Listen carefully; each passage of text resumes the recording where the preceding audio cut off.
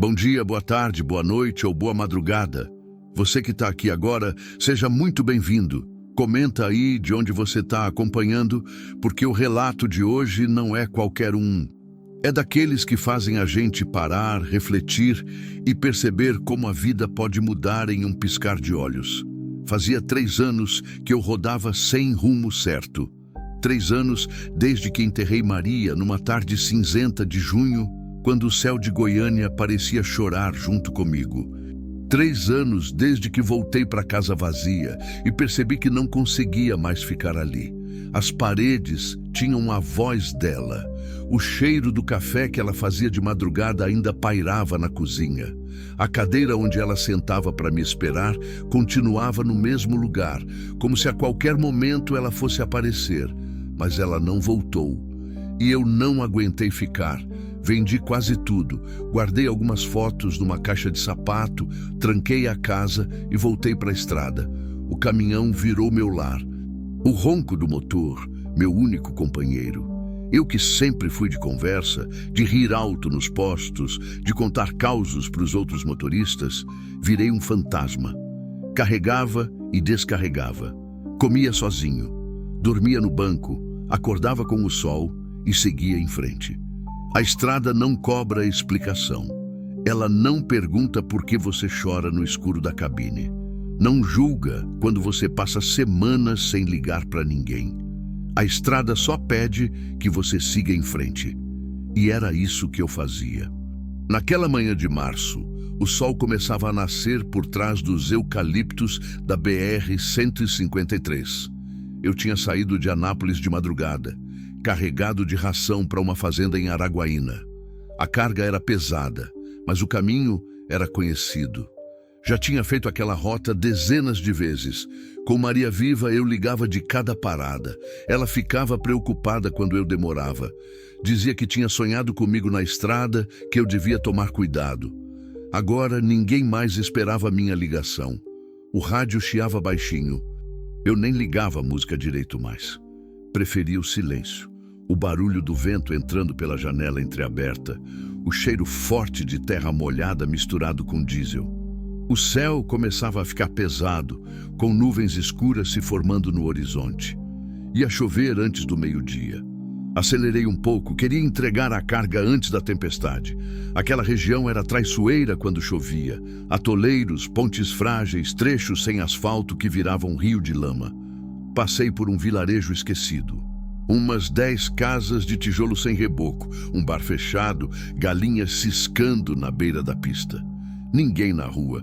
A solidão daquele lugar combinava com a minha. Segui em frente. A estrada ficou mais deserta. Só mato dos 2 lados, cerca velha, um ou outro pasto com gado magro. O calor já apertava, mesmo com o sol meio encoberto. Eu suava, limpava a testa com as costas da mão. A garganta estava seca. Pensei em parar no próximo posto, tomar um café, molhar a cara. Mas algo me fez continuar. Não sei explicar. Era uma sensação estranha no peito, uma inquietação, como se alguma coisa estivesse me puxando para frente. Maria sempre dizia que eu tinha pressentimento, que sabia quando as coisas iam acontecer. Eu ria dela. Mas depois que ela morreu, comecei a prestar mais atenção nesses sinais. Dobrei uma curva larga, cercada por capim alto e árvores retorcidas. E foi ali que vi, no acostamento, uma cena que fez meu sangue gelar. Havia uma pilha de lixo jogada, sacos pretos rasgados, garrafas, pedaços de madeira podre. E em cima daquilo, em volta daquilo, vários urubus. 5, talvez 6. Grandes, pretos, com o pescoço pelado e vermelho. Eles pulavam sobre a pilha, bicavam, disputavam espaço. Meu primeiro instinto foi acelerar, passar reto. Urubu em lixo é coisa comum na estrada. Mas algo me fez frear. Reduzi a marcha. O caminhão roncou baixo, reclamando. Aproximei devagar, os olhos fixos naqueles bichos. Eles não se assustaram, continuaram ali confiantes, como donos do território. E então eu vi, entre os sacos de lixo, meio escondido, um pé humano, um pé descalço, sujo de barro seco. O coração disparou. Parei o caminhão de vez, puxei o freio de mão com força. Desliguei o motor. O silêncio que veio depois foi ensurdecedor. Só o vento e o grasnado rouco dos urubus. Desci da cabine, as pernas tremendo. Caminhei devagar até o acostamento. Os urubus me olharam de lado, sem pressa, como se medissem se eu era a ameaça. Um deles abriu as asas. Eram enormes, quase 1,5 metros de envergadura, mas não voou. Apenas me desafiou. "Sai!" Gritei batendo palmas. Eles se afastaram aos poucos, irritados, caminhando para trás com aquele jeito desajeitado que tem no chão. Mas não foram longe. Ficaram ali perto, esperando. Cheguei mais perto da pilha e quase caí para trás. No meio do lixo, entre sacos rasgados e imundície, havia uma mulher. Uma mulher jovem, deitada de lado, imóvel. O cabelo escuro grudado no rosto suado. A roupa, uma camiseta velha e uma bermuda desbotada, rasgada e suja de terra, como se tivesse sido arrastada.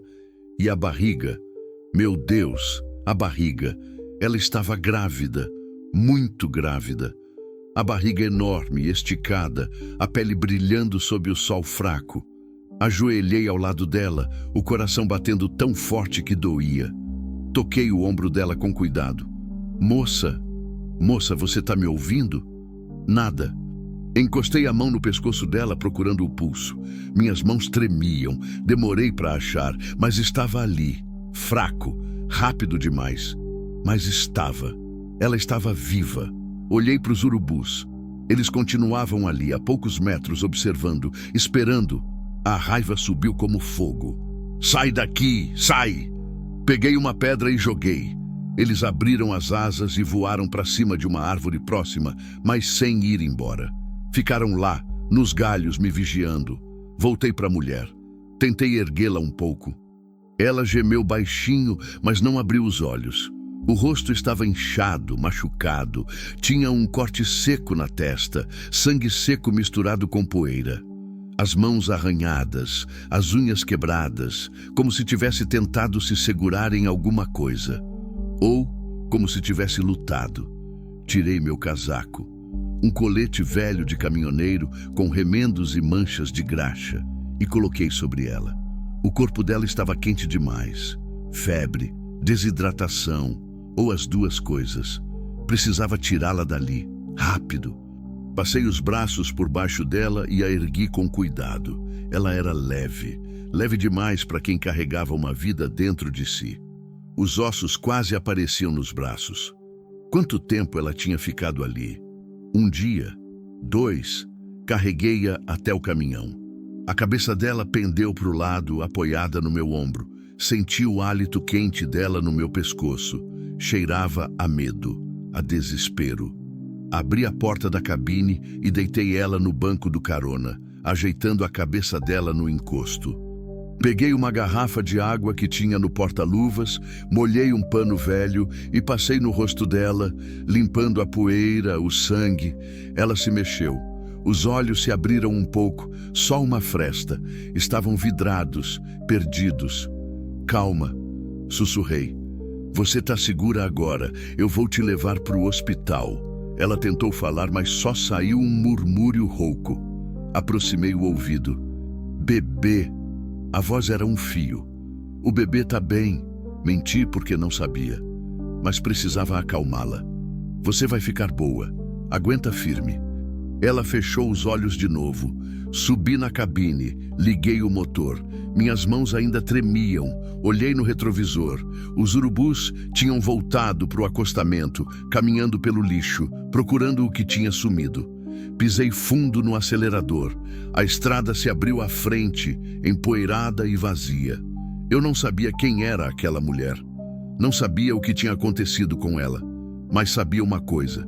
Alguém a tinha largado ali para morrer. E pela primeira vez em 3 anos, senti algo além da dor do luto. Senti raiva. Continue. Capítulo 2. O peso do silêncio. O hospital mais próximo ficava em Porangatu, a uns 40 quilômetros dali. 40 quilômetros que pareciam 400. Eu dirigia rápido. mais rápido do que devia com aquele caminhão carregado. O motor roncava alto, reclamando da velocidade. As marchas rangiam quando eu forçava demais, mas não importava. Cada segundo contava. A mulher ao meu lado respirava com dificuldade. O peito subia e descia num ritmo irregular, como se o ar custasse a entrar.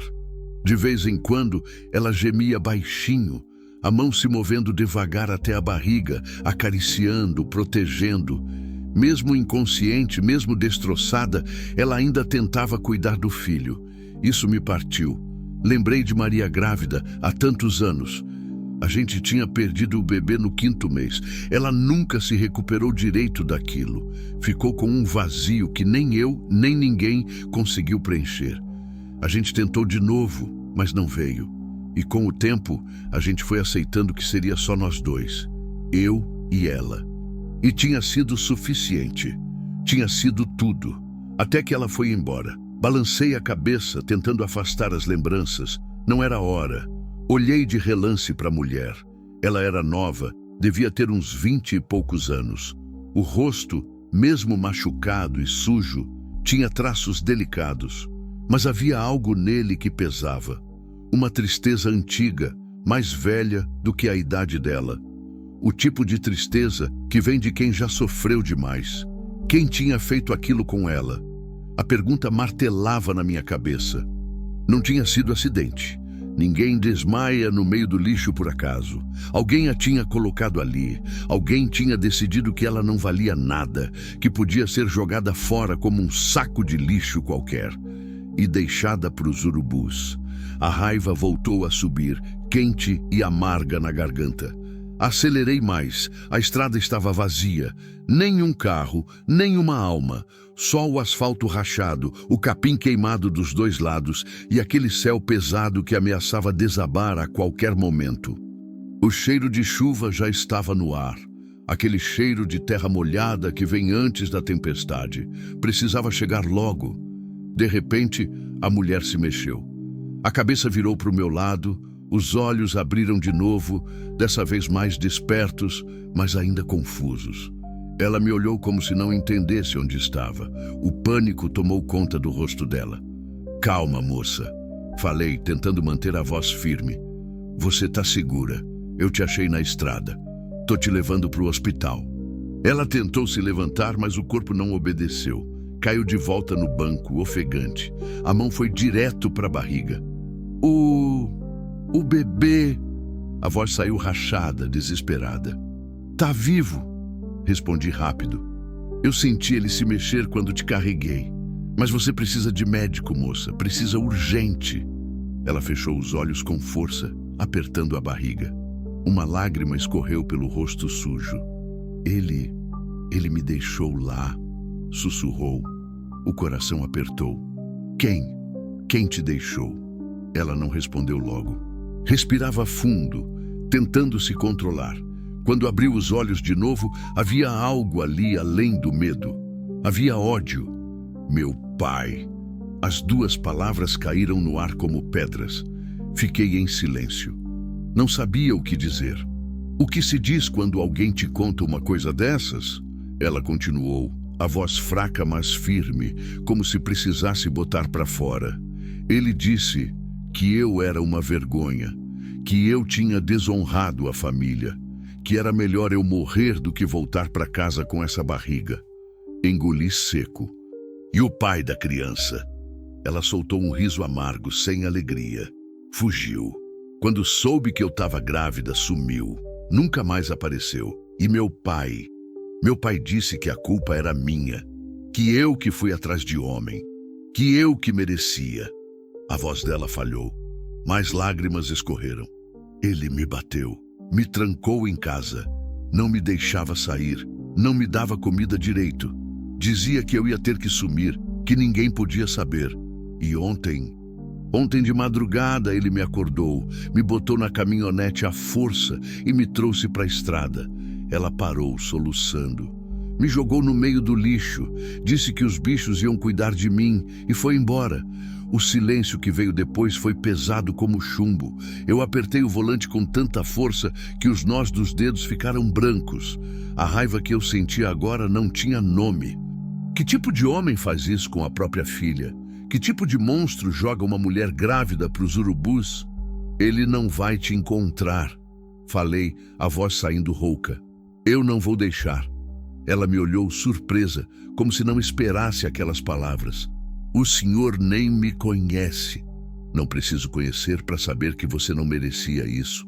Ninguém merece. Ela ficou quieta, os olhos fixos em mim. Depois, desviou o olhar para frente, para a estrada que corria sob as rodas do caminhão. Eu não tenho para onde ir, sussurrou. Não tenho ninguém. Minha mãe morreu quando eu era criança. Meus irmãos, eles ficaram do lado dele. Disseram que eu tinha envergonhado todo mundo. A voz dela se quebrou de novo. Eu não queria esse bebê, não no começo. Pensei em fazer sumir, mas não consegui. E agora ele é tudo que eu tenho. Se eu perder ele... Ela não terminou a frase. Não precisava. Você não vai perder, falei, e dessa vez parecia mais uma promessa do que um consolo. Entramos em Porangatu pouco depois. A cidade era pequena, do tipo que tem uma rua principal e tudo mais gira em volta dela. Casas simples, comércio fechado, cachorro dormindo na calçada. O hospital ficava no fim da rua, um prédio baixo e meio desbotado, mas era o que tinha. Parei na porta da emergência com o caminhão ainda ligado. Desci correndo, dei a volta e abri a porta do carona. A mulher tinha desmaiado de novo. Socorro! Gritei, carregando ela nos braços. Alguém me ajuda aqui! Uma enfermeira apareceu correndo, os olhos arregalados quando viu o estado da mulher. Meu Deus! O que aconteceu? Achei ela na estrada. Respondi rápido. Ela tá grávida, tá com febre, desidratada. Precisa de ajuda agora. A enfermeira gritou por mais gente. Vieram 2 enfermeiros com uma maca. Deitei a mulher com cuidado e eles a levaram correndo para dentro. Fiquei ali parado, sozinho na porta.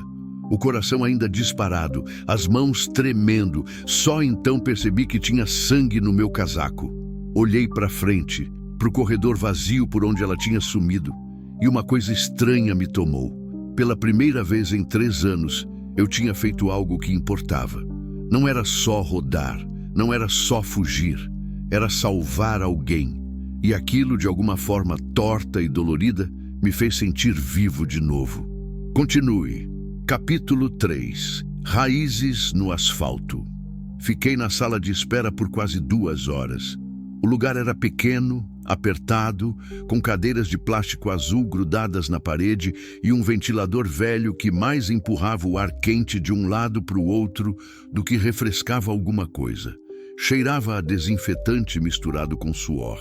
Tinha mais 3 pessoas ali. Uma senhora com um menino no colo, que tossia sem parar, e um homem de boné que segurava a mão enfaixada contra o peito. Ninguém falava. Só o barulho do ventilador e da televisão pequena no canto, transmitindo algum programa de auditório com o volume baixo. Eu sentei numa cadeira perto da janela, as mãos ainda sujas de terra e sangue seco. Olhei para elas. Pareciam as mãos de outra pessoa. Mãos que tinham carregado uma desconhecida, que tinham tocado uma vida à beira da morte. Maria sempre dizia que eu tinha mãos boas. Mãos que consertavam, que seguravam firme, que não tremiam na hora difícil. Quando ela ficou doente, nos últimos meses, eu fazia tudo. Dava banho nela, penteava o cabelo, segurava a mão dela quando a dor apertava demais. No fim, foram essas mãos que fecharam os olhos dela. Balancei a cabeça. Não era hora de voltar para lá. Levantei e fui até o corredor. Uma enfermeira passava com uma prancheta. Moça, por favor, a mulher que eu trouxe, a grávida. Ela tá bem? A enfermeira parou, olhou para mim com cansaço. Ela tá sendo atendida. O médico vai falar com o senhor assim que puder. Mas o bebê tá vivo? Ela hesitou, depois assentiu. Por enquanto, sim, mas ela tá muito debilitada. Desidratação severa, desnutrição, sinais de violência física. A gente está fazendo o possível. Violência física. As palavras ecoaram na minha cabeça. Ela tem família? A enfermeira perguntou. Não, respondi rápido, talvez rápido demais. Não tem ninguém. A enfermeira me olhou com desconfiança. E o senhor é... Eu sou... Parei. O que eu era? Um estranho. Um caminhoneiro que passou no lugar certo na hora certa. Ou errado, dependendo de como se olhasse. Eu só achei ela na estrada.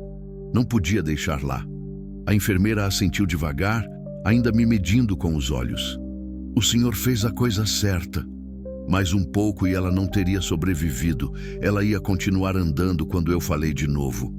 Se o pai dela aparecer por aqui, não deixa ele chegar perto. A enfermeira franziu a testa. O pai? Foi ele que fez isso com ela. Foi ele que deixou ela para morrer. O rosto da enfermeira mudou. A desconfiança virou raiva contida. A gente não vai deixar ninguém encostar nela, disse, firme. Pode ficar tranquilo. Ela se afastou pelo corredor e eu voltei para a sala de espera.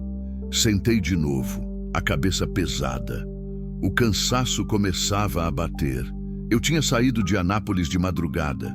Tinha rodado horas, carregado uma mulher nos braços, dirigido como louco até ali. O corpo cobrava, mas eu não podia ir embora. Não ainda. Encostei a cabeça na parede e fechei os olhos. Imagens voltavam, os urubus, o corpo dela no lixo, o desespero no olhar quando ela acordou, e a voz dela, fraca, mas cheia de dor. Meu pai me deixou lá. Como é que um pai faz isso? Eu nunca tive filhos.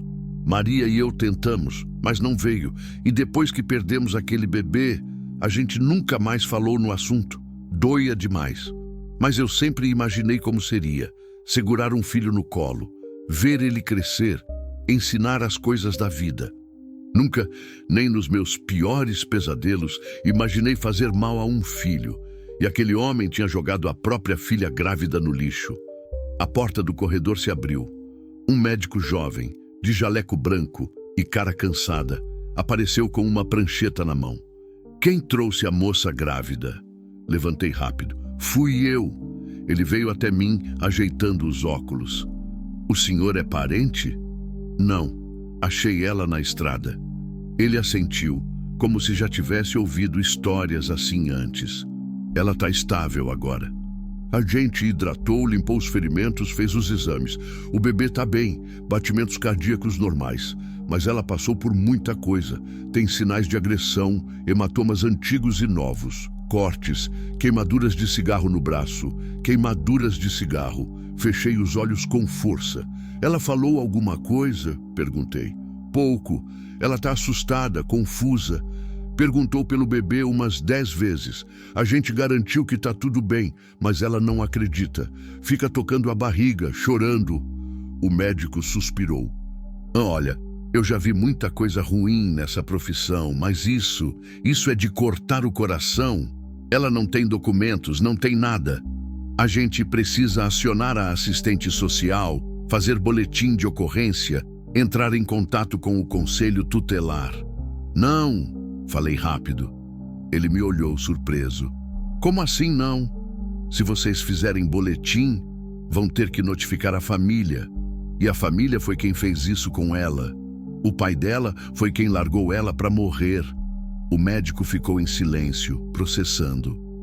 Ela te contou isso? Contou. No caminho para cá.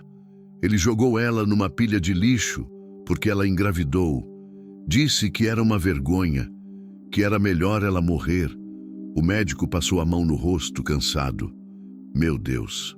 Se vocês avisarem as autoridades, vão procurar a família, continuei.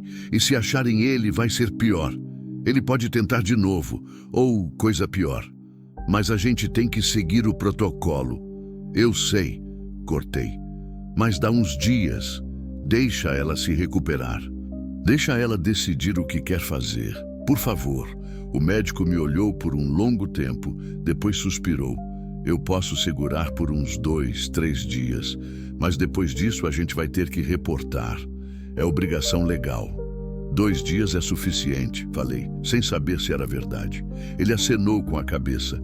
Ela está no quarto 12. O senhor pode ver ela se quiser, mas não demora. Ela precisa descansar. Agradeci e segui pelo corredor. O hospital era velho, as paredes descascadas, o chão de cimento frio. Passei por quartos cheios, macas nos corredores, gente esperando. Aquele lugar atendia todo o interior ao redor. Era o único hospital numa área de centenas de quilômetros.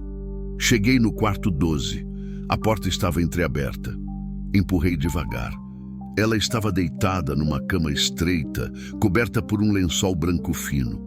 Tinham limpado o rosto dela, penteado o cabelo para trás. Um soro pingava no braço. A barriga ainda parecia enorme sob o lençol. Os olhos dela estavam abertos, fixos no teto. Quando me viu, virou a cabeça. Por um momento, nenhum de nós falou. "O senhor voltou", ela disse. A voz ainda fraca, mas mais clara. "Voltei." "Por quê?" A pergunta me pegou desprevenido. "Porque..." Comecei, mas não sabia terminar. "Porque eu precisava saber se você estava bem." Ela olhou para mim com aqueles olhos cansados, velhos demais para a idade que tinha. Ninguém nunca se importou antes. Aquilo doeu mais do que eu esperava.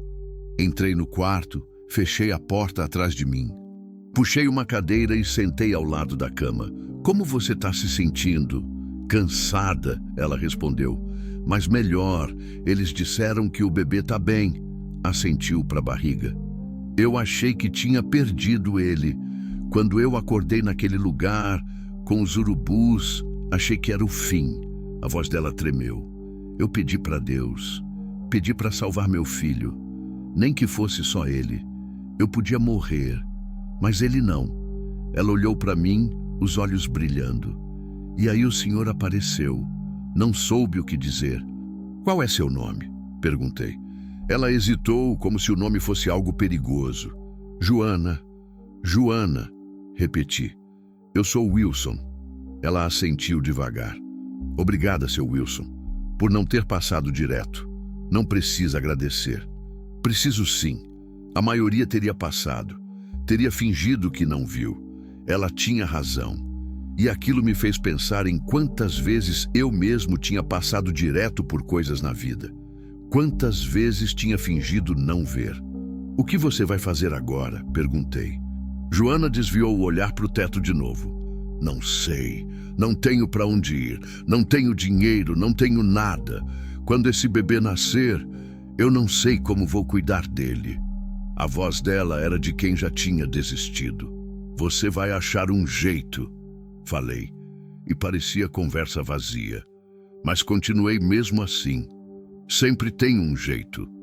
"O senhor não entende", ela disse, virando para mim de novo. "Eu não tenho nada. Nada mesmo. Até a roupa que eu estava vestindo era velha, emprestada. Meu pai, ele não me deixava ter nada meu. Dizia que eu não merecia." As lágrimas voltaram, escorrendo pelo rosto dela. E talvez ele tivesse razão. "Não tinha", falei, firme. "Ele não tinha razão.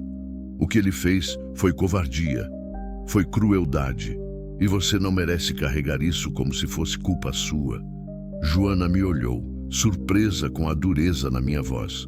"Você vai ter que ser forte agora", continuei. "Por você e por esse bebê. Porque se você desistir, ele não vai ter chance nenhuma." Ela ficou em silêncio, absorvendo as palavras. Depois, lentamente, assentiu. "Eu vou tentar." Era tudo o que eu podia pedir. Fiquei mais um pouco ali, em silêncio, só fazendo companhia. Depois, quando vi que ela começava a fechar os olhos de cansaço, levantei. "Eu vou deixar você descansar." "O senhor vai embora?" ela perguntou, e havia medo na voz. "Não, vou ficar por aqui. Preciso resolver umas coisas da carga, mas eu volto. Prometo." Ela assentiu, aliviada. Saí do quarto e caminhei de volta para o corredor. Quando cheguei na porta do hospital, parei. A chuva tinha começado a cair. Grossa, pesada, batendo no asfalto com força. O céu estava escuro, carregado. O cheiro de terra molhada invadia tudo. Olhei para o meu caminhão parado ali, com a carga que precisava entregar, com a vida que eu tinha deixado para trás. E pela primeira vez em 3 anos, eu não senti vontade de voltar para a estrada. Senti vontade de ficar. Continue capítulo 4. Tempestade por dentro e por fora. A chuva caiu a tarde toda. Eu liguei para o dono da carga, um fazendeiro de Araguaína chamado Geraldo. Homem seco, de poucas palavras. Expliquei que tinha tido um contratempo, que ia atrasar um dia, talvez 2. Ele resmungou, disse que precisava da ração para o gado, mas no fim aceitou. Não tinha escolha. Desliguei o telefone e fiquei ali parado debaixo da marquise do hospital, vendo a água cair. O estacionamento tinha virado um lago. O caminhão parecia uma ilha no meio daquilo tudo. Eu devia ter ido embora. Devia ter entregado a carga, recebido meu pagamento e seguido para a próxima viagem. Era assim que funcionava. Sempre foi. Não se envolve. Não se apega. A estrada não perdoa quem para. Mas eu não conseguia. Toda vez que pensava em subir naquele caminhão e ir embora, via a imagem de Joana deitada no lixo, com os urubus esperando. Via o desespero no olhar dela quando acordou sem saber se o filho ainda vivia. Via as queimaduras de cigarro no braço. E algo dentro de mim dizia que se eu fosse embora agora, ia carregar mais um peso, mais um arrependimento. E eu já carregava muitos. Com Maria, eu tinha chegado tarde demais para tantas coisas. Tarde demais para dizer que devia ter largado a estrada mais cedo. Tarde demais para aproveitar os dias que ainda tinha com ela. Tarde demais para fazer diferença. Dessa vez, eu tinha chegado a tempo. E talvez, só talvez, isso significasse alguma coisa. Passei o resto da tarde resolvendo o que dava. Tirei o caminhão da frente da emergência e estacionei nos fundos, debaixo de uma árvore grande que oferecia alguma proteção da chuva. Peguei uma muda de roupa da bolsa que eu guardava atrás do banco. Calça jeans limpa, camisa de botão meio amarrotada, e fui até o banheiro do hospital me lavar. Quando me olhei no espelho, quase não me reconheci. O rosto estava mais magro, mais envelhecido. A barba por fazer já tinha uns 4 dias. Os olhos fundos, cansados, com aquelas olheiras que não saem mais. 62 anos nas costas, e cada um deles pesava. Lavei o rosto, tentei me arrumar um pouco. Não adiantou muito, mas pelo menos tirei a terra e o sangue. Quando voltei para o corredor, a enfermeira de antes me parou. Seu Wilson? Sim. A Joana está pedindo para falar com o senhor. O coração deu um pulo estranho. Aconteceu alguma coisa? Não. Ela quer falar com o senhor. Segui de volta para o quarto 12. Dessa vez, Joana estava sentada na cama, apoiada em travesseiros. Ainda pálida, ainda frágil, mas os olhos estavam mais vivos, menos perdidos. Seu Wilson, ela disse quando me viu. O senhor voltou mesmo. Disse que voltava. Ela deu um sorriso pequeno, triste. As pessoas dizem muita coisa. Sentei na mesma cadeira de antes. Como você tá? Melhor. Consegui comer um pouco. A enfermeira trouxe sopa. Ela olhou para a barriga. O bebê também melhorou. Ele está mexendo de novo. Pela primeira vez, vi um brilho no olhar dela. Não era alegria, ainda não, mas era esperança. A coisa mais frágil do mundo, mas que ainda insistia em existir. Eu fiquei pensando. Ela disse, a voz mais baixa, no que o senhor falou, que eu preciso ser forte, que eu preciso tentar. Ela me olhou diretamente. Mas eu não sei como.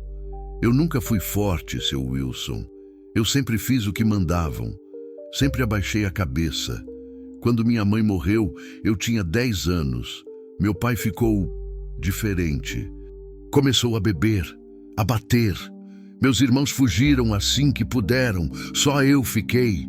Porque eu era mulher, porque era meu dever cuidar dele. A voz dela tremeu. Eu aguentei anos apanhando, sendo humilhada, sendo tratada pior que cachorro. E quando eu conheci o Rodrigo, Achei que tinha encontrado uma saída.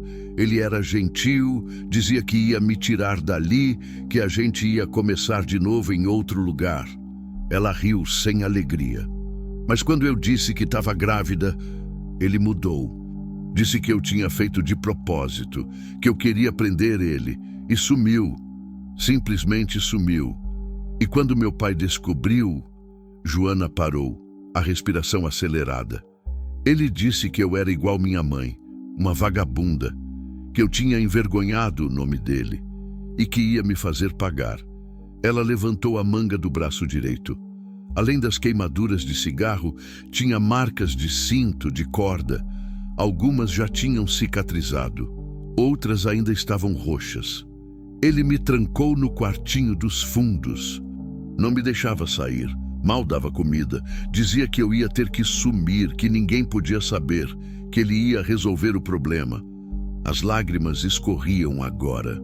E resolveu, me jogando para os urubus. Eu não sabia o que dizer. Não tinha palavras para aquele tipo de dor. Eu sinto muito, foi tudo que consegui. Não precisa sentir, ela disse, enxugando as lágrimas com as costas da mão. O senhor não fez nada, o senhor me salvou. Ela respirou fundo. Mas agora eu não sei o que fazer. O médico disse que vão ter que acionar a assistente social, que vão ter que fazer boletim. E se fizerem isso, meu pai vai saber, ele vai vir atrás de mim. O medo na voz dela era real. Ele vai me achar e dessa vez, ele não vai deixar eu sobreviver. Ele não vai te achar, falei firme. Como o senhor pode ter certeza? Porque eu não vou deixar. Joana me olhou confusa. O senhor mal me conhece. Por que está fazendo isso? A pergunta ficou no ar. Por que eu estava fazendo aquilo? Porque eu, um caminhoneiro velho e cansado, que tinha passado os últimos 3 anos fugindo da própria vida, estava ali prometendo proteger uma desconhecida. Pensei em Maria, em como eu não tinha conseguido protegê-la, em como eu tinha ficado impotente vendo ela definhar dia após dia até não sobrar nada.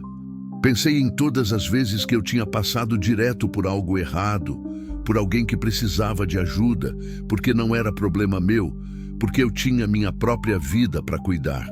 E pensei nos urubus, em como eles esperavam, pacientes, sabendo que o mundo descarta a gente o tempo todo, sabendo que sempre tem alguém sendo jogado fora. Porque eu cansei de passar direto, respondi a voz rouca. Cansei de fingir que não vejo. Cansei de ser só mais um que não faz nada. Joana ficou em silêncio, os olhos fixos em mim. E por quê? Continuei. Você me lembrou que ainda dá para salvar alguém, que ainda dá para fazer diferença. As lágrimas dela voltaram, mas dessa vez eram diferentes. Não era só dor, era alívio. Obrigada, ela sussurrou. Ficamos ali em silêncio por um tempo. Só o som da chuva lá fora e o bip fraco do monitor de batimentos do bebê. Até que Joana falou de novo, mais baixo ainda. Seu Wilson, o senhor tem filhos? A pergunta doeu, mas respondi. Não, eu e minha esposa tentamos, mas não veio. Ela morreu faz 3 anos. Sinto muito. Eu também. Joana olhou para a barriga, acariciando devagar. Eu tenho medo, admitiu. Medo de não saber cuidar. Medo de ser igual meu pai. Medo de estragar tudo. Você não vai estragar, falei. Porque você já ama esse bebê. Já luta por ele. Isso já te faz melhor que muita gente. Ela sorriu. Fraco, mas verdadeiro. O senhor é bom com palavras. Não sou, não. Mas sou bom em ver o que é verdade. A porta se abriu.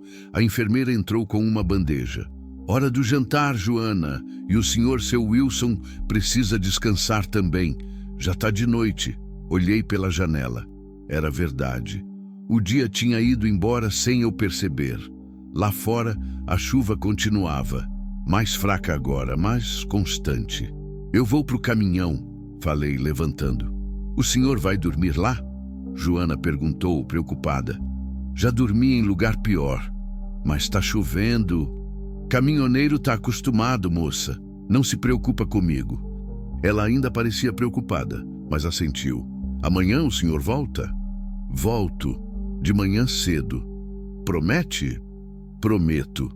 Saí do quarto e caminhei pelos corredores vazios. O hospital tinha ficado quieto, só o som dos monitores, das vozes baixas dos plantonistas, do ranger das macas. Quando cheguei no estacionamento, a chuva tinha virado garoa. Subi no caminhão, fechei a porta. O silêncio que veio depois era o tipo que eu conhecia bem. O tipo que preenche a cabine quando você está sozinho, longe de tudo e de todos. Mas pela primeira vez em muito tempo, aquele silêncio não pesava tanto. Deitei no banco, puxei uma manta velha que eu guardava ali. O cheiro era familiar. Diesel, estrada, solidão. Mas tinha algo diferente agora. Tinha um propósito. Fechei os olhos e pela primeira vez em 3 anos, dormi sem sonhar com Maria morrendo. Sonhei com uma mulher e um bebê, vivos, seguros. E com urubus voando para longe, sem olhar para trás. Continue. Capítulo 5. Fantasmas e promessas. Acordei com o sol entrando pela janela do caminhão. A chuva tinha parado durante a madrugada. O céu estava limpo, azul claro, com aquele ar lavado que vem depois da tempestade. Os pássaros cantavam alto nas árvores. O cheiro de terra molhada ainda estava no ar. Mas eu acordei com o coração pesado. Tinha sonhado com Maria de novo. Não era pesadelo, não como antes. Era diferente. Ela estava sentada na cozinha da nossa casa, naquela cadeira onde sempre sentava para tomar café de manhã. O sol entrava pela janela, iluminando o rosto dela. Ela sorria para mim, mas era um sorriso triste. Você não pode ficar parado, Wilson, ela dizia no sonho. Não pode passar a vida inteira fugindo. Eu não sei fazer outra coisa, eu respondia. Sabe sim, você sempre soube. Só esqueceu. E então ela sumia, como fumaça. E eu acordava. Sentei no banco do caminhão, passando as mãos no rosto. A barba tinha crescido mais. Os olhos ainda estavam cansados, mas havia algo diferente. Uma inquietação, mas não do tipo ruim. Do tipo que te faz querer se mexer. Desci do caminhão, me espreguicei. O corpo doía. 62 anos não perdoam quem dorme em banco de caminhão, mas era uma dor conhecida, quase amiga. Fui até o banheiro do hospital de novo, lavei o rosto, tentei me arrumar um pouco. Comprei um café e um pão com manteiga na lanchonete que ficava do outro lado da rua. Um lugar pequeno, com 3 mesas e uma dona que devia ter uns 70 anos e chamava todo mundo de meu filho. O café estava forte, do jeito que eu gostava. O pão quentinho, a manteiga derretendo. Comi devagar, olhando pela janela para a rua ainda vazia. Porangatu acordava aos poucos. Um homem varria a calçada. Uma mulher abria a porta do mercadinho. Um cachorro magro farejava o lixo. Vida simples. Vida do interior. O tipo de vida que eu tinha abandonado fazia tempo. Terminei o café e voltei para o hospital. Quando cheguei no quarto 12, Joana já estava acordada. Ela estava sentada na cama de novo, mas dessa vez parecia melhor. A cor tinha voltado um pouco no rosto. Os olhos não estavam mais tão fundos. Bom dia, ela disse quando me viu, e havia um sorriso tímido ali. Bom dia. Dormiu bem? Melhor do que esperava. Ela olhou para a janela. A chuva parou. Parou. O dia tá bonito. Sentei na cadeira. Como você tá se sentindo? Melhor. Muito melhor. O médico veio mais cedo. Disse que o bebê tá bem, que os batimentos estão normais. Disse que eu tive sorte. Ela me olhou. Graças ao Senhor. Não foi sorte, falei. Foi força. Sua e do bebê. Joana desviou o olhar como se não soubesse lidar com o elogio. O médico disse outra coisa. Ela continuou, a voz mais baixa. Disse que eu vou poder ter alta amanhã, se tudo continuar bem. Mas que antes disso, eles vão ter que acionar a assistente social. É protocolo. O medo voltou aos olhos dela. E se a assistente social avisar meu pai? E se ele vier aqui? A gente não vai deixar isso acontecer. Mas como? Joana perguntou desesperada. Ele vai descobrir. Minha cidade é pequena, todo mundo se conhece. Alguém vai contar para ele que eu tô aqui. Ela tinha razão. Interior é assim. Notícia viaja rápido. Fiquei em silêncio, pensando. Precisava de um plano. Alguma coisa que tirasse Joana dali antes que o pai dela descobrisse. Você tem certeza que não tem ninguém? Perguntei. Nenhum parente, amigo, alguém que possa te ajudar? Joana balançou a cabeça.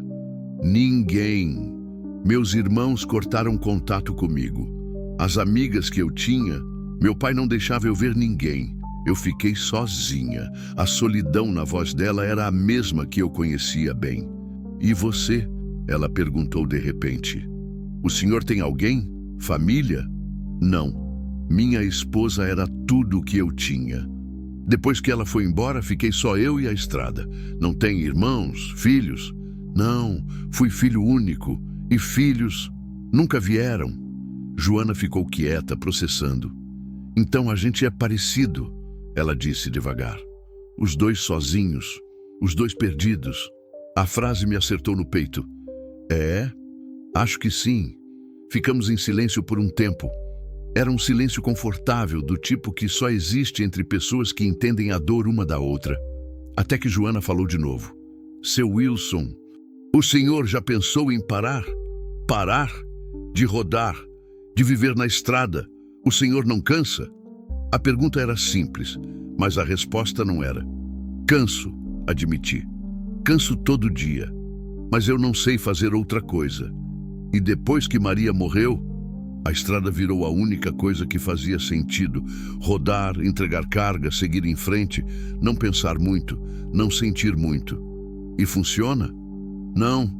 A resposta saiu antes que eu pudesse filtrar. E era verdade. Nunca tinha funcionado. Só tinha adiado. Eu achava que sim, continuei. Achava que se eu rodasse o suficiente, a dor ia ficar para trás. Mas não fica. Ela vem junto. No banco do carona, invisível, mas sempre ali. Joana assentiu devagar. Eu entendo. Eu também tentei fugir. Mas a dor alcança, né? Sempre alcança. Sempre. Ela olhou para a barriga, acariciando. Mas agora eu não posso mais fugir, tenho que ficar. Por ele. E você vai conseguir, falei. O senhor tem tanta certeza? Tenho. Porque você não desistiu. Porque mesmo quando seu pai te deixou no lixo, você continuou viva, continuou lutando. Isso não é pouca coisa. Joana me olhou com aqueles olhos que pareciam carregar o mundo. O senhor é a primeira pessoa que acredita em mim. Então tá na hora de você começar a acreditar em você também. A porta se abriu antes que ela pudesse responder. Era o médico de ontem, mas dessa vez ele não estava sozinho. Atrás dele, uma mulher de uns 40 anos, cabelo preso, pasta na mão, expressão séria. A assistente social. Bom dia, ela disse, educada, mas firme. Meu nome é Vera, sou assistente social do município. Preciso conversar com a senhorita Joana sobre a situação dela. Joana olhou para mim, apavorada. Levantei da cadeira, posicionando-me entre a assistente social e a cama. Não ameaçador, mas presente. Ela já passou por muita coisa, falei calmo. Não sei se está pronta para ser interrogada. Vera me olhou medindo. Entendo a preocupação, senhor Wilson. Senhor Wilson. Mas é meu dever garantir a segurança dela e do bebê. E para isso, preciso entender o que aconteceu. Preciso saber se ela tem família, se tem para onde ir quando sair daqui. Ela não tem. Falei direto. Não tem ninguém. E o pai da criança? Desapareceu. E os pais dela? Silêncio. Joana falou, a voz tremendo. Meu pai foi quem fez isso comigo. Vera franziu a testa. Como assim? Ele me jogou para morrer, na estrada, no meio do lixo. A assistente social olhou para o médico, que confirmou com um aceno. Os ferimentos dela são compatíveis com agressão prolongada, ele disse. Queimaduras, hematomas antigos, e o estado em que ela foi encontrada não foi acidente. Vera anotou algo na pasta, o rosto fechado. Vou precisar fazer um boletim de ocorrência e vou precisar notificar as autoridades. Não! Joana gritou, se levantando na cama. Por favor, não! Se ele souber que eu tô viva, ele vem atrás. Ele vai terminar o que começou. Moça, eu entendo seu medo, mas a senhora não entende. Joana estava chorando agora. A senhora não sabe do que ele é capaz. Ele me trancou num quarto por meses. Me bateu, me queimou, me disse que eu era lixo. E no fim, me jogou para os urubus. Ele não tem pena, ele não tem coração. Se a senhora avisar ele... A voz dela quebrou. Ele vai me matar. E vai matar meu filho. O silêncio que caiu foi pesado. Vera olhou para Joana, depois para mim, depois para o médico. Há quanto tempo o senhor conhece essa moça, Sr. Wilson? Desde ontem. E mesmo assim, o senhor está aqui defendendo ela? Sim. Por quê? A mesma pergunta de sempre.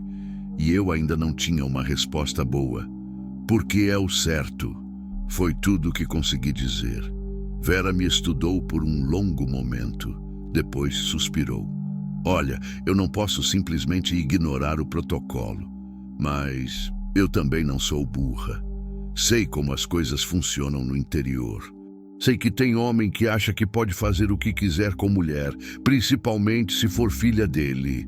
Ela olhou para Joana. Eu vou fazer o boletim, mas vou colocar como agressão de autor desconhecido. Vou dar um tempo antes de acionar a família. Uns 3, 4 dias. É o máximo que consigo segurar. E depois? Joana perguntou, ainda apavorada. Depois, você precisa ter sumido daqui. Precisa estar longe, em algum lugar onde ele não encontre.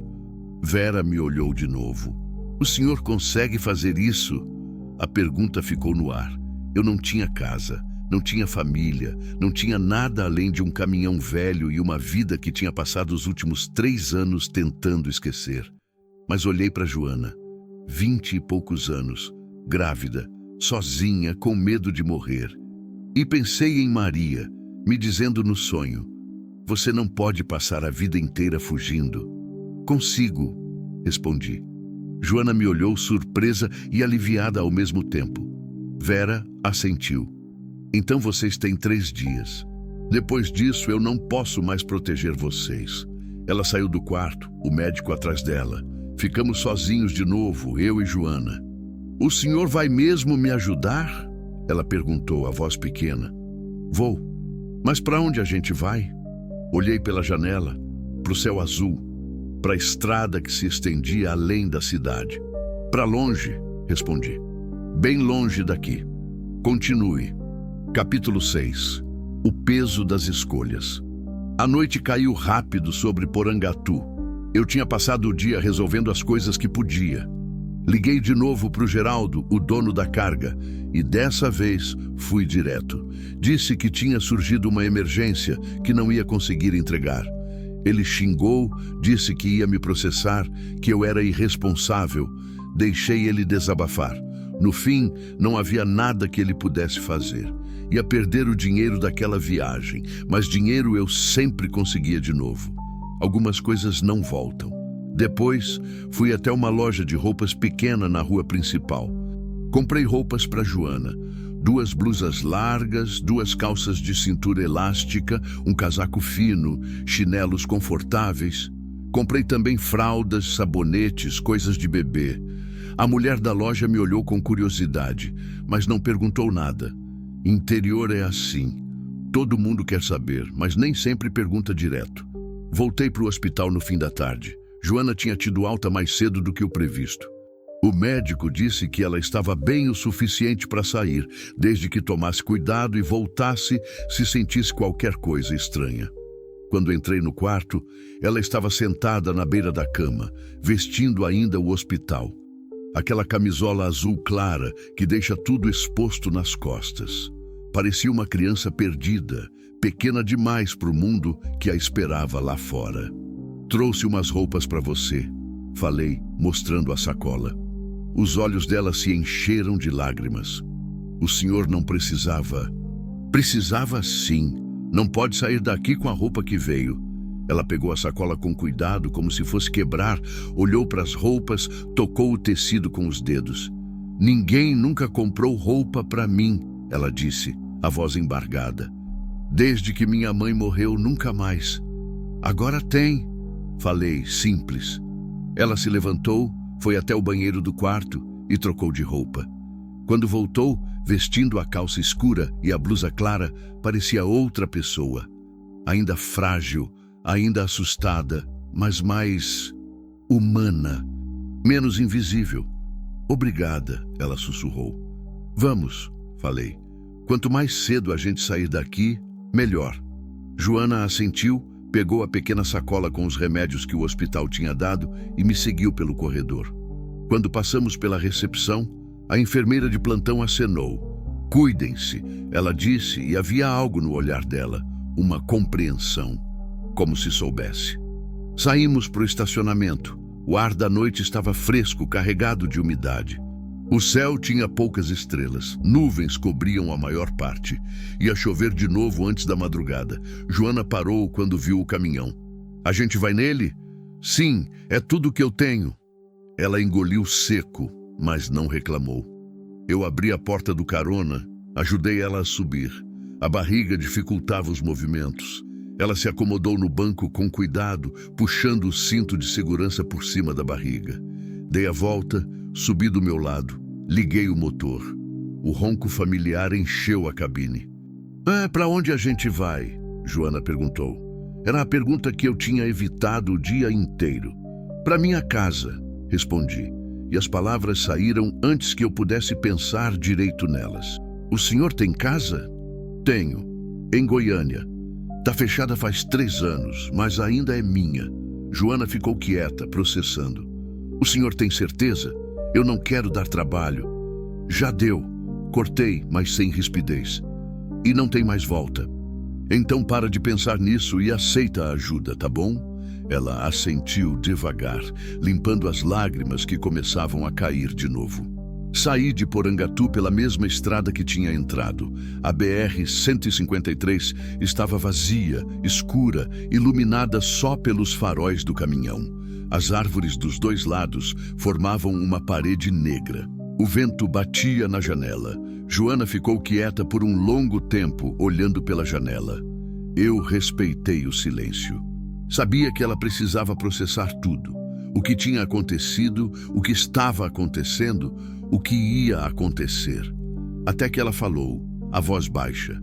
Seu Wilson, o senhor não tem medo? Medo de quê? De se meter nisso? De ajudar alguém que o senhor nem conhece? E se eu for problema? E se meu pai descobrir e vier atrás do senhor também? Deixa ele vir. A firmeza na minha voz surpreendeu até a mim mesmo. Eu já perdi tudo que importava na minha vida. Continuei. Não tenho mais nada a perder. Mas você tem um filho a caminho, tem uma vida inteira pela frente, e se eu puder ajudar a garantir isso, então vale a pena qualquer coisa. Joana me olhou no escuro da cabine. Por que o senhor é assim? Assim como? Bom, mesmo quando o mundo não é. A pergunta me pegou desprevenido. Eu não sou bom, respondi. Sou só um velho cansado, que passou tempo demais fugindo. E talvez essa seja minha chance de fazer algo certo. Algo que importe. Importa, ela disse, firme. Importa muito. Seguimos em silêncio de novo. Passamos por cidades pequenas, vilarejos dormindo, postos de gasolina com uma luz solitária acesa. O mundo parecia adormecido.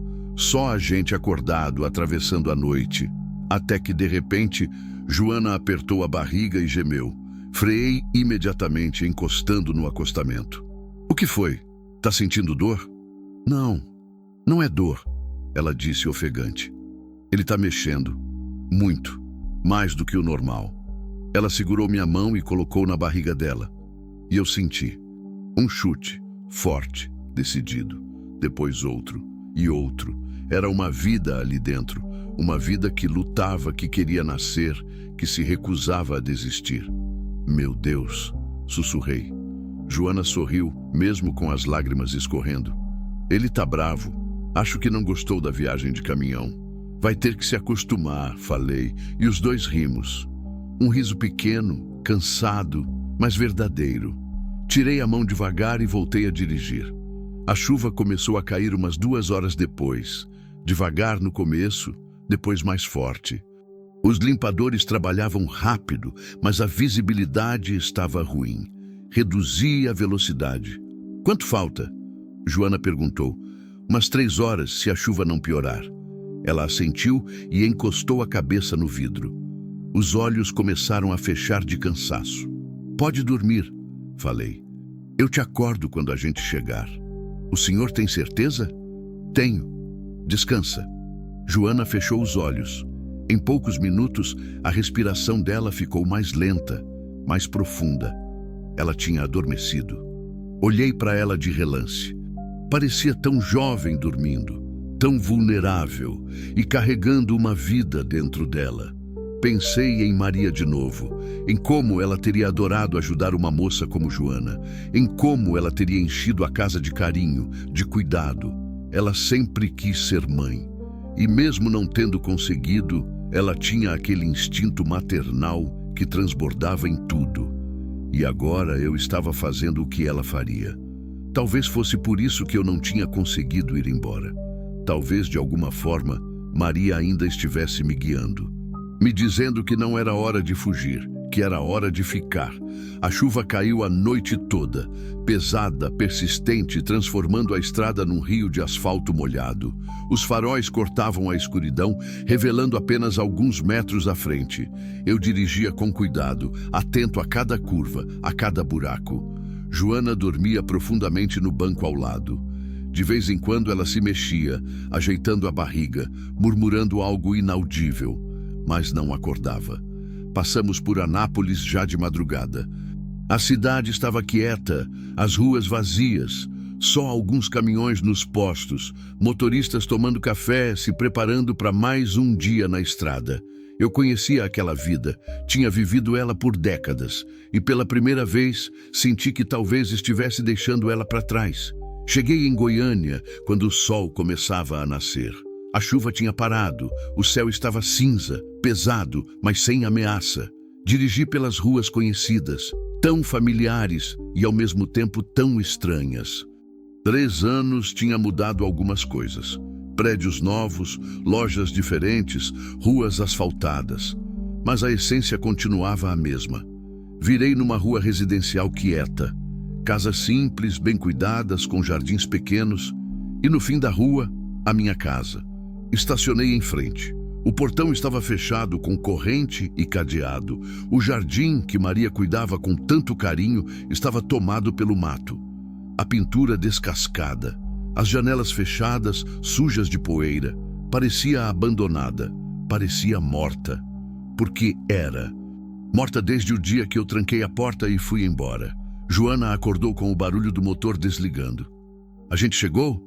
Ela perguntou, sonolenta. Chegamos. Ela olhou pela janela, vendo a casa. É aqui? É bonita. Não era. Mas eu não discuti. Desci do caminhão, dei a volta e ajudei Joana a descer. As pernas dela tremiam de cansaço. A gravidez pesava. Abri o portão, a corrente rangendo. O cadeado estava enferrujado, mas cedeu. Empurrei o portão, ele gemeu nos gonzos. Caminhamos até a porta. Peguei a chave que eu guardava no bolso há 3 anos, coloquei na fechadura e hesitei, porque abrir aquela porta significava voltar, significava enfrentar tudo que eu tinha deixado para trás. Todas as lembranças, toda a dor. Seu Wilson? Joana chamou preocupada. Respirei fundo e girei a chave. A porta se abriu com um rangido. O cheiro que saiu de dentro era de mofo, de tempo parado, de ausência. Entrei. Joana me seguiu. E pela primeira vez em 3 anos, eu estava em casa. Continue. Capítulo 7. Recomeços e cicatrizes. A casa estava exatamente como eu tinha deixado. E isso era a pior parte. As cortinas fechadas, cobertas de poeira. Os móveis no mesmo lugar, O sofá onde Maria sentava para assistir novela, a mesa onde a gente tomava café juntos, a estante com as fotos que eu não tinha coragem de embalar. Tudo parado no tempo, como se estivesse esperando ela voltar. Mas ela não ia voltar. Joana entrou devagar, olhando ao redor. Ela não disse nada, mas vi no rosto dela que entendia. Entendia que aquela casa carregava fantasmas. Desculpa a bagunça, falei, mais por dizer algo do que por necessidade. Não era bagunça, era abandono. Tá tudo bem, ela respondeu, baixinho. Fui até as janelas e abri as cortinas uma por uma. A luz da manhã entrou, revelando a extensão da poeira, das teias de aranha nos cantos, do tempo que tinha passado sem ninguém cuidar. Abri as janelas também. O ar fresco invadiu, carregando o cheiro de terra molhada e de vida. Deixa eu ver o que tem de comida, falei, indo para a cozinha. A geladeira estava vazia e desligada, é claro. Os armários tinham algumas latas velhas, macarrão, arroz que provavelmente tinha virado casa de bicho, nada que servisse. Vou precisar ir no mercado, falei voltando para a sala. Você fica aqui, descansa. O quarto está no fim do corredor. Pode usar. Joana me olhou, hesitante. O quarto do senhor? Era meu e da minha esposa, respondi, e a palavra saiu mais difícil do que eu esperava. Mas agora é seu. Eu durmo no sofá mesmo. Não precisa. Você está grávida, precisa de uma cama de verdade, sem discussão. Ela assentiu, cansada demais para discutir. Saí de novo, fui até um mercadinho perto, comprei o básico, arroz, feijão, carne, ovos, pão, leite, frutas, coisas que Maria costumava comprar. A lista se formou sozinha na minha cabeça, como se eu ainda estivesse fazendo compra para 2. Mas agora era para 2 de novo, só que diferentes. Quando voltei, Joana tinha sentado no sofá. Ela olhava as fotos na estante, fotos de mim e Maria, casamento, viagens, aniversários, uma vida inteira capturada em molduras empoeiradas. Ela era bonita, Joana disse quando me viu. Era. E feliz. Dá para ver nos olhos dela. Era feliz. Confirmei, a garganta apertada. A gente era feliz. Joana olhou para mim. Quanto tempo faz? 3 anos. Câncer. Foi rápido. 6 meses do diagnóstico até o fim. Sinto muito. Eu também. Fui para a cozinha, guardei as compras, comecei a fazer comida, arroz, feijão, bife acebolado. As mãos se moviam sozinhas, lembrando. Maria sempre dizia que eu cozinhava melhor do que ela, mas eu sabia que era mentira. Ela só gostava de me ver na cozinha. Quando a comida ficou pronta, chamei Joana. Ela veio, ainda meio perdida, e sentou na mesma cadeira onde Maria sentava. Isso doeu, mas não como antes. Era uma dor diferente, mais suave, menos sufocante. Servimos os pratos. Comemos em silêncio. Joana comia devagar, mas comia bem. Precisava. Ela e o bebê precisavam. Tá gostoso, ela disse. Obrigada. De nada. Depois de comer, Joana começou a ficar com os olhos pesados de novo. A viagem, o cansaço, tudo cobrava seu preço. Vai dormir, falei. Vou limpar a casa um pouco enquanto você descansa. Ela não discutiu dessa vez. Levantou, caminhou até o quarto. Ouvi a porta fechar, o rangido da cama quando ela deitou. Fiquei sozinho na cozinha. Olhei ao redor. As paredes onde Maria pendurava panos de prato decorados. O fogão onde ela fazia café de madrugada. A janela onde ela ficava olhando o quintal, pensativa. Tudo ainda estava lá, menos ela. Respirei fundo e comecei a limpar. Limpei a casa inteira. Varri, passei pano, tirei a poeira de tudo. Lavei as janelas, as cortinas, arrumei os móveis, joguei fora o que estava estragado. Trabalhei por horas, sem parar, como se cada movimento pudesse apagar um pouco da dor, um pouco do tempo perdido. Quando terminei, o sol já estava alto. A casa parecia diferente. Ainda trazia as marcas do passado, mas tinha algo novo também. Uma possibilidade, um recomeço. Sentei no sofá, exausto. As costas doíam. Os joelhos reclamavam. mas era uma dor boa. A dor de quem trabalhou, de quem fez algo útil. Fechei os olhos, só por um momento, e quando acordei já era tarde. O sol começava a se pôr. A casa estava alaranjada com a luz que entrava pelas janelas, e havia um cheiro na cozinha, cheiro de café. Levantei, confuso, e fui até lá. Joana estava de pé, diante do fogão, fazendo café. Ela tinha amarrado o cabelo num rabo de cavalo. Tinha achado um avental velho no armário e colocado por cima da barriga. Parecia em casa. Desculpa, ela disse quando me viu. Eu acordei e o senhor estava dormindo. Não quis acordar. Pensei em fazer café. Você não precisava. Eu quis. É o mínimo que posso fazer. Ela serviu 2 xícaras, trouxe para a mesa. Sentamos juntos. O café estava forte, do jeito certo, e pela primeira vez em 3 anos eu tomei café com alguém naquela cozinha. A casa tá bonita, Joana disse. O senhor limpou tudo. Precisava ser feito. Mesmo assim, obrigada por tudo. Olhei para ela. Os olhos não estavam mais tão assustados. Ainda havia medo, ainda havia dor, mas tinha algo mais, uma centelha, uma vontade de seguir. Joana, comecei cuidadoso. A gente precisa conversar sobre o que vem agora. Ela assentiu, séria. Você não pode voltar para sua cidade, não enquanto seu pai estiver por lá. Então você vai ter que ficar aqui, pelo menos até o bebê nascer. Depois a gente vê. O senhor tem certeza?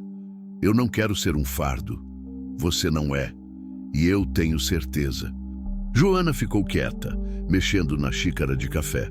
Eu posso ajudar, ela disse. Com a casa, com as coisas. Eu sei cozinhar, limpar. Meu pai sempre me fez fazer tudo. Pelo menos isso eu sei. Não precisa. Preciso, ela cortou. Preciso me sentir útil. Preciso fazer algo. Senão eu vou enlouquecer pensando em tudo o que aconteceu. Entendi. Ela precisava de propósito tanto quanto eu. Tá bem, concordei. Mas você vai com calma. Nada de forçar. Você tá grávida, precisa descansar. Tá bem. Tomamos o café em silêncio. Um silêncio confortável. O tipo que existe entre pessoas que começam a se entender. Até que Joana falou de novo, a voz mais baixa. Seu Wilson, o senhor acha que eu vou ser uma boa mãe? A pergunta veio carregada de medo. Acho. Como o senhor pode ter certeza? Porque você já está sendo. Você lutou por ele quando podia ter desistido. Você sobreviveu quando podia ter morrido. Você está aqui, mesmo com medo, tentando. Isso já é mais do que muita gente faz. Lágrimas escorreram pelo rosto dela. Eu tenho tanto medo de ser igual meu pai, de machucar ele, de não saber amar. Você não vai ser igual seu pai, falei firme, porque você já sabe o que é sofrer, já sabe o que é ser abandonada. E isso, por pior que seja, te ensinou o que não fazer, te ensinou o valor de ser amado. Joana soluçou, limpando as lágrimas. Obrigada por acreditar em mim. Sempre. Ela terminou o café e foi lavar a louça. Eu fiquei sentado, olhando pela janela. O quintal estava tomado pelo mato, mas ainda dava para ver as flores que Maria tinha plantado. Rosas, sempre vivas, jasmins. Algumas tinham sobrevivido, outras tinham morrido, mas algumas tinham sobrevivido. E talvez fosse isso. Nem tudo morre. Algumas coisas insistem em viver. Insistem em florescer, mesmo no abandono, mesmo na dor. Como Joana, como o bebê, como eu, que tinha passado 3 anos morto por dentro e agora, de alguma forma, começava a sentir algo de novo. Não era felicidade ainda. Não era, mas era vida. E pela primeira vez em muito tempo isso parecia suficiente. Naquela noite, deitado no sofá, coberto por uma manta velha, eu ouvi os sons da casa, o vento nas árvores, o rangido das tábuas, a respiração suave de Joana no quarto ao lado. E pela primeira vez em 3 anos, a casa não parecia vazia, parecia cheia de novo, cheia de possibilidades, cheia de esperança. E quando fechei os olhos, não vi Maria morrendo. Vi ela sorrindo, como se estivesse dizendo: você fez a coisa certa, Wilson. Continue. E eu ia continuar, porque agora tinha porquê. Continue. Capítulo 8. Quando a tempestade volta. Os dias foram passando devagar, com aquela calma enganosa que vem antes da tempestade. Joana se adaptou à casa mais rápido do que eu esperava. Ela acordava cedo, mesmo grávida, mesmo cansada. Fazia café, arrumava a cozinha, cuidava das plantas do quintal que eu tinha abandonado. Aos poucos, a casa voltava a ter vida. Não a mesma vida de antes, mas uma vida nova, diferente. Eu voltei a fazer alguns fretes curtos, só para manter o dinheiro entrando. Nada muito longe, nada que me deixasse fora por mais de um dia. Sempre voltava antes do anoitecer. Sempre trazia alguma coisa, frutas, pão fresco, uma revista para Joana ler. Ela nunca pedia nada, mas eu via nos olhos dela a gratidão cada vez que eu chegava, como se cada dia que eu voltava fosse uma confirmação de que não ia abandoná-la também. E eu não ia. Na terceira semana, Joana começou a fazer consulta de pré-natal num postinho de saúde perto de casa. A enfermeira disse que estava tudo bem com o bebê, que os batimentos eram fortes, que a gravidez estava saudável apesar de tudo que tinha acontecido. Joana chorou de alívio quando ouviu isso. Eu fui com ela em todas as consultas. Sentava na salinha de espera, no meio das outras mulheres grávidas, dos maridos, das avós. Algumas pessoas olhavam estranho. Um velho caminhoneiro acompanhando uma moça jovem demais para ser esposa, nova demais para ser filha. Mas eu não ligava. Deixavam pensar o que quisessem. À noite, a gente sentava na varanda. Joana tricotava roupinhas para bebê. Tinha aprendido com a mãe antes dela morrer. Eu ficava quieto, bebendo café, olhando as estrelas. De vez em quando, ela falava sobre o passado, sobre a mãe que tinha perdido cedo, sobre os irmãos que tinham virado as costas, sobre o Rodrigo, o pai do bebê, que tinha fugido quando soube da gravidez, mas nunca falava sobre o pai dela. Aquele assunto era uma ferida aberta demais. Até que uma noite ela falou. Era uma quinta-feira. O céu estava limpo, cheio de estrelas. Joana estava tricotando uma manta pequena, amarela, quando parou de repente. Seu Wilson, o senhor acha que meu pai está me procurando? A pergunta veio do nada, mas eu sabia que estava na cabeça dela o tempo todo. Não sei, respondi honesto. Pode ser que sim, pode ser que não. Eu tenho medo, ela admitiu. Tenho medo que ele descubra onde eu tô. Que ele venha aqui, que ele termine o que começou. Olhei para ela. O rosto iluminado pela luz amarela da varanda. Os olhos cheios de medo, mas também de determinação. Se ele vier, falei devagar, ele vai ter que passar por cima de mim primeiro. Joana me olhou, os olhos brilhando. O senhor não pode prometer isso. Posso, e prometo. Ela ficou quieta por um longo tempo. Depois voltou a tricotar, mas eu vi as lágrimas caindo no colo dela, molhando a manta amarela. 2 dias depois, a tempestade chegou. Era sábado de manhã. Eu tinha acabado de voltar de um frete rápido. Entrega de materiais de construção em Aparecida de Goiânia. Estacionei o caminhão na frente de casa, desci com a sacola de compras que tinha feito no caminho.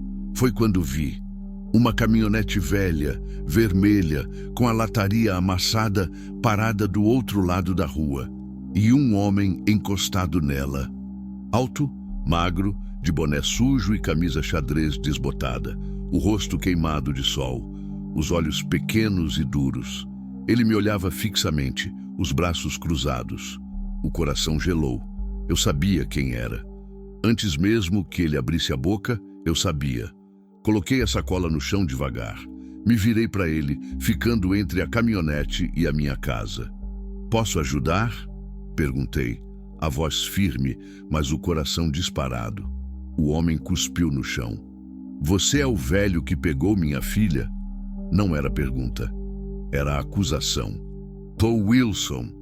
E achei uma moça jogada no lixo, mais morta do que viva. Se ela é sua filha, você devia ter vergonha. O rosto dele se contorceu de raiva. Ela não tinha que ter sido achada. Tinha que ter ficado lá apodrecendo. Era o que ela merecia. A raiva subiu em mim como fogo. Ela não merecia nada daquilo, e você sabe disso. Ela me desonrou, ele gritou, dando um passo à frente. Me fez de idiota na frente de todo mundo, engravidou de um vagabundo, sem casamento, sem nada. Trouxe vergonha para a família.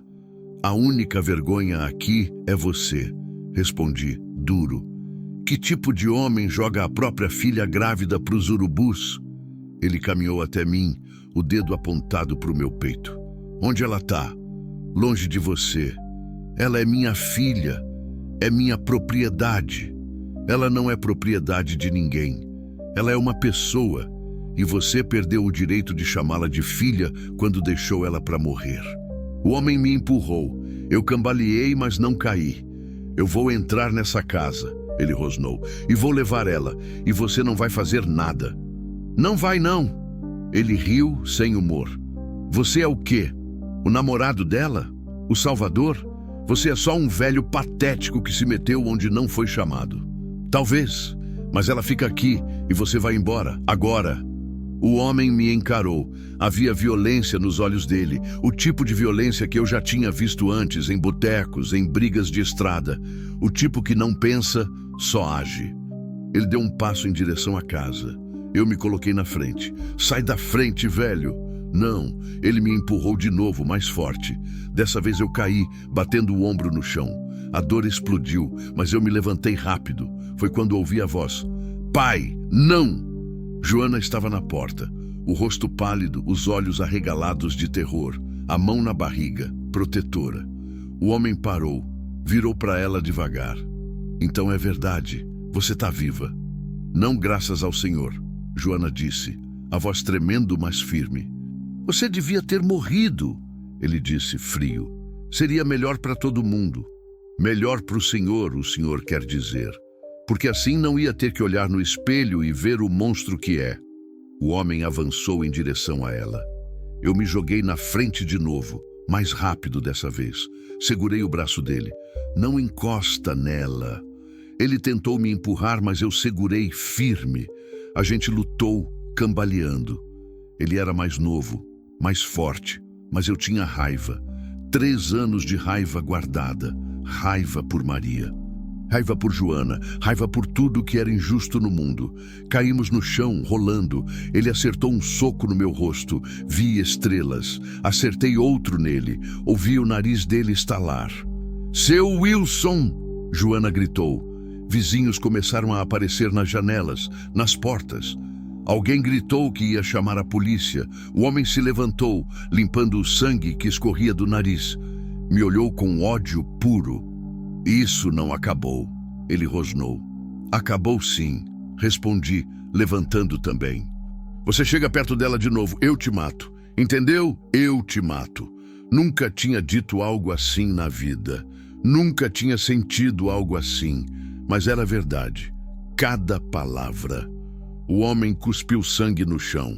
Olhou para Joana uma última vez. Você tá morta para mim. Você e esse bastardo que você carrega. Ele entrou na caminhonete e saiu em disparada, os pneus cantando no asfalto. Ficamos ali, eu e Joana, no meio da rua, vizinhos olhando. O silêncio pesado. Joana começou a chorar. Soluços profundos, desesperados. Fui até ela, passei o braço pelos ombros dela. Ele foi embora, falei. Acabou. Não acabou, ela soluçou. Ele vai voltar. Eu sei que vai. Não vai. E se voltar, eu tô aqui. Levei ela para dentro. Fechei a porta. Tranquei. Fechei todas as janelas. Sentamos no sofá. Joana não parava de chorar. Eu segurei a mão dela firme. Ele não vai te levar. Prometi. Não enquanto eu tiver vida. Ela me olhou, os olhos vermelhos. Por que o senhor faz isso? Por que arrisca tudo por mim? E pela primeira vez eu soube a resposta de verdade. Porque eu passei 3 anos fugindo da vida. 3 anos achando que não tinha mais nada que valesse a pena. Mas você me mostrou que eu estava errado, que ainda tem gente que precisa, que ainda tem algo pelo que lutar. Apertei a mão dela. Você me deu um motivo para viver de novo, Joana, e eu não vou jogar isso fora. Ela se jogou no meu ombro chorando. E eu segurei ela como um pai segura uma filha, como alguém segura quem ama, porque eu amava ela, não como homem e mulher, mas como família, como a filha que nunca tive, como a esperança que achei no meio dos urubus. E eu ia proteger essa esperança, custasse o que custasse. Faca. O último capítulo, capítulo 9. O amanhecer. Depois da noite. As semanas que se seguiram foram de tensão constante. Eu mal dormia. Ficava acordado no sofá, ouvindo cada barulho da rua, cada carro que passava, cada cachorro que latia. Tinha medo que ele voltasse, que tentasse de novo, que dessa vez conseguisse. Joana também não dormia direito. Eu ouvia ela chorando no quarto às vezes, tarde da noite. Ouvia ela andando pela casa inquieta, a mão sempre na barriga, como se quisesse proteger o filho antes mesmo dele nascer. Fizemos boletim de ocorrência. Eu contei tudo, como tinha achado ela, o que ela tinha passado, a ameaça dele. O policial anotou tudo, prometeu que ia investigar. Mas eu vi nos olhos dele aquela descrença cansada de quem já viu história demais e sabe que nem todas têm final feliz. Medida protetiva foi solicitada. Demorou 2 semanas para sair. Quando saiu, levei pessoalmente até a cidade do pai de Joana. Entreguei na mão dele, na frente de testemunhas, na frente dos vizinhos que sempre souberam e nunca fizeram nada. Você chega perto da sua filha de novo, disse, olhando nos olhos daquele homem que eu tinha aprendido a odiar. E você vai preso, entendeu? Ele me encarou com ódio, mas não disse nada. Só arrancou o papel da minha mão e bateu a porta na minha cara. Voltei para Goiânia rezando para que aquele pedaço de papel tivesse algum poder, que fosse suficiente para mantê-lo longe. Mas eu sabia que papel não impede monstro, só dá nome para ele. Joana entrou no 9º mês de gravidez no meio de agosto. A barriga estava enorme, ela mal conseguia andar direito. As costas doíam, os pés inchavam, mas ela nunca reclamava. Só segurava a barriga com aquele olhar de quem ama mais do que a própria vida. Falta pouco, eu dizia, tentando animar. Logo você vai conhecer ele. Ou ela, Joana corrigia sorrindo. Pode ser menina. Ou ela. A gente tinha transformado o quartinho dos fundos em quarto de bebê. Joana tinha pintado as paredes de amarelo claro, cor neutra, já que a gente não sabia o sexo. Eu tinha consertado o berço velho que achamos num brechó. Tinha lixado, pintado de branco, deixado novo. Joana tinha costurado lençóis, mantas, roupinhas. Era pouco, mas era feito com amor. Uma noite, sentados na varanda como sempre, Joana me perguntou algo que me pegou de surpresa. Seu Wilson, quando o bebê nascer, o senhor quer ser o padrinho? Olhei para ela, sem entender direito. Padrinho? É, eu não tenho mais ninguém. Minha família, você sabe. Eu queria que meu filho tivesse alguém que eu confio, alguém que eu sei que vai estar ali para ele, aconteça o que acontecer. A garganta apertou. Joana, eu não sei se sou a melhor escolha. Eu sou velho, O senhor é a única escolha. Ela cortou firme. O senhor me salvou, me deu um lar, me tratou melhor do que minha própria família. Se não fosse o senhor, eu e meu filho estaríamos mortos naquela estrada. As lágrimas escorriam pelo rosto dela. Eu quero que ele conheça o senhor. Quero que ele cresça sabendo que existe gente boa no mundo, gente que ajuda, gente que fica. Não consegui falar, só assenti. As lágrimas também correndo no meu rosto. Eu aceito, consegui dizer a voz rouca. Seria uma honra. Joana sorriu, aquele sorriso que tinha aprendido de novo a existir. Obrigada, seu Wilson, por tudo. O bebê nasceu numa madrugada de setembro. Eu acordei com Joana me chamando, a voz tensa. Seu Wilson, Acho que tá na hora. Levantei num pulo. O coração disparou. Tem certeza? As contrações estão vindo seguidas. E eu acho que a bolsa estourou. Vesti a primeira roupa que achei. Peguei a bolsa que a gente tinha preparado. Ajudei Joana até o caminhão. Ela gemia de dor, segurando a barriga. Calma, eu dizia, tentando manter a voz firme, mesmo com o pânico tomando conta. A gente já chega. Segura firme. Dirigi como nunca tinha dirigido. Furei todos os sinais vermelhos. Buzinei para todo mundo sair da frente. Joana gritava de dor ao meu lado, as mãos agarradas no painel. Eu não vou conseguir. Ela chorava. Não vou conseguir. Vai sim. Você é forte. Mais forte do que imagina. Chegamos no hospital em tempo recorde. Enfermeiros vieram correndo com uma cadeira de rodas. Levaram Joana às pressas. O senhor é o pai? Uma enfermeira perguntou. Não, eu sou o padrinho. Ela não tem mais ninguém. A enfermeira assentiu. O senhor pode ficar na sala de espera. A gente avisa quando acabar. Fiquei ali, andando de um lado para o outro, incapaz de sentar, incapaz de ficar quieto. Horas passaram, ou talvez minutos. Não sei. O tempo tinha parado de fazer sentido, até que ouvi. Um choro alto, forte, indignado, um bebê. A porta se abriu. Uma enfermeira saiu sorrindo. É uma menina saudável, 3,2 kg. Mãe e bebê passam bem. As pernas falharam. Tive que me segurar na parede. Posso ver? Daqui a pouco. Deixa a gente limpar e vestir a bebê primeiro. Esperei mais 15 minutos que pareceram eternos, até que me chamaram.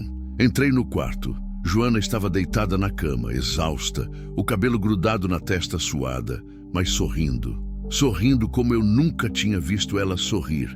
E nos braços, embrulhada numa manta rosa, uma coisinha minúscula, uma bebê. Quer segurar? Joana perguntou. Aproximei, as mãos tremendo. Joana colocou a bebê nos meus braços com cuidado. Era tão pequena, tão frágil. Os olhinhos fechados, a boquinha fazendo bico, os dedinhos enrolados em punho. Perfeita. Ela é linda, sussurrei. É, Joana concordou. E tem um nome. Olhei para ela. Esperança, Joana disse, a voz embargada. Porque foi isso que o Senhor me deu quando eu não tinha mais nada. Esperança.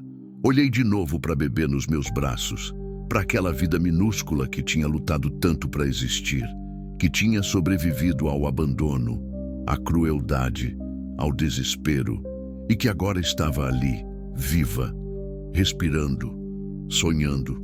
Bem-vinda ao mundo, Esperança, sussurrei. Você não sabe ainda, mas você já mudou tudo. Fiquei no hospital até Joana e Esperança terem alta 3 dias depois. Levei as duas para casa. A casa que agora tinha virado lar de verdade. Não mais um túmulo de memórias, mas um lugar de vida nova. Nos meses que se seguiram, a rotina mudou completamente. Acordar com choro de bebê de madrugada. Trocar fraldas, esquentar mamadeira, embalar até dormir. Joana fazia a maior parte, mas eu ajudava, sempre ajudava. Esperança crescia rápido. A cada dia descobria algo novo. O próprio pé, a própria mão, a voz da mãe. Meu rosto quando eu chegava do trabalho. Eu tinha voltado a trabalhar, mas só fretes curtos, perto de casa. Nada que me deixasse longe mais que algumas horas. Porque agora eu tinha uma família esperando. E família não se abandona. Joana floresceu. A menina assustada, quebrada, que eu tinha achado no lixo, tinha virado uma mulher forte, decidida, mãe corajosa. Ela cuidava de Esperança com um amor feroz, protetor, mas também cuidava de mim. Fazia comida, arrumava a casa, perguntava como tinha sido meu dia. Éramos uma família estranha, um velho caminhoneiro viúvo, uma mãe solteira jovem demais e um bebê que tinha sobrevivido ao impossível. Mas éramos uma família. E o pai de Joana nunca mais apareceu. Soubemos meses depois que ele tinha se mudado, ido para outro estado. Os irmãos de Joana também tinham cortado contato de vez. Para eles, ela tinha deixado de existir. E talvez fosse melhor assim. porque ela tinha uma família nova agora. 2 anos se passaram. Esperança tinha acabado de fazer 2 anos. Fizemos uma festinha pequena, só nós 3 e alguns vizinhos que tinham virado amigos. Bolo de chocolate, balões amarelos, risadas. Esperança estava sentada no colo de Joana, com glacê no rosto inteiro, rindo. Olhei para aquela cena, para aquela vida que eu nunca imaginei ter, e senti algo que não sentia há 5 anos. Paz. Não era a mesma vida de antes. Maria nunca seria substituída. Aquela dor nunca ia embora completamente, mas tinha espaço agora. Espaço para algo novo, para amor diferente. Amor de família escolhida, não de sangue. Joana me olhou e sorriu. Aquele sorriso que ela tinha aprendido a dar de novo. "No que o senhor está pensando?" Ela perguntou. "Que eu fiz a coisa certa", respondi. "Naquele dia, quando parei o caminhão." "Fez", ela concordou. "Mudou tudo." Esperança estendeu os bracinhos para mim. Eu peguei ela no colo. Ela me abraçou, deixando glacê na minha camisa. "Vovô", ela disse. Era como ela me chamava. E eu nunca corrigi, porque era isso que eu era agora. Vovô, protetor, família. "Oi, minha pequena", sussurrei, apertando ela contra o peito. Olhei pela janela. A estrada passava lá longe, do outro lado da cidade. Eu ainda rodava de vez em quando, mas sempre voltava, porque agora eu tinha para onde voltar. Tinha um lar, tinha uma família, tinha uma razão.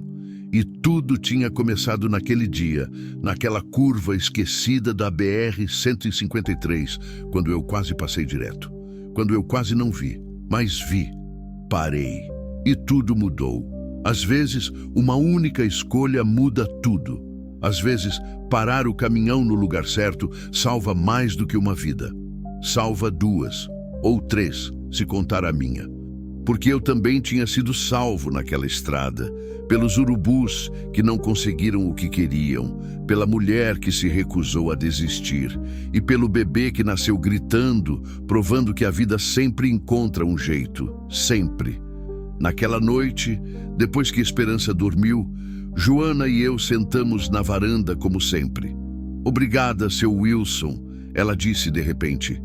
"Pelo quê?" "Por não ter passado direto." Olhei para ela, para as cicatrizes que ainda carregava, mas que agora eram só marcas. Não definiam mais quem ela era. "Eu que agradeço", respondi, "por ter me dado algo pelo que viver de novo." Ela segurou minha mão. Velha e nova, calejada e suave. "A gente se salvou, né?" ela disse, sorrindo com os olhos marejados. "A gente se salvou", concordei.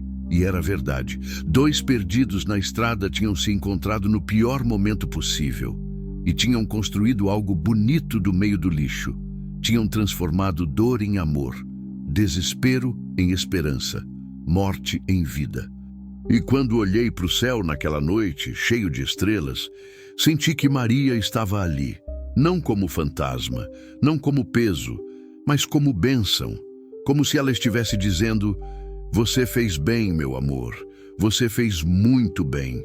E pela primeira vez em 5 anos, eu acreditei. Acreditei que tinha feito bem, acreditei que ainda havia bondade no mundo, acreditei que ainda valia a pena parar. Sempre vale a pena parar, sempre vale a pena ver, sempre vale a pena ficar. Porque no fim, somos todos só pessoas perdidas na estrada, esperando que alguém pare, que alguém veja, que alguém fique. E quando esse alguém aparece, tudo muda. Fim. Às vezes, a salvação vem num caminhão velho, conduzido por mãos calejadas e um coração que ainda insiste em bater. E quando ela chega, não pergunta se você merece. Apenas te pega do chão, te limpa a poeira e te diz: "Vamos, ainda tem estrada pela frente. E dessa vez você não vai sozinha."